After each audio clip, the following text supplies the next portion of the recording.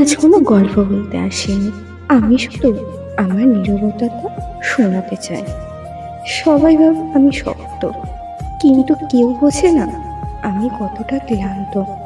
প্রতিদিন নিজেকে সামলাতে সামলাতে যাদের জন্য নিজের সুখ চালালাম, আজ তাদের জীবনে আমার জায়গাটা সবচেয়ে ছোট। আমি বদলে যাইনি, আমি শুধু চুপ করে গেছি। কারণ সব কথা সব মানুষের জন্য না। রাতে ঘুম আসে না, দিনে মন বসে না। এই জীবনটাকে এখন আর জীবন মনে হয় না। ভালোবাসা দিয়েছিলাম মনে মনে, বদলে পেয়েছি নীরবতা, অবহেলা আর ধীরে ধীরে দূরে সরে যাওয়া।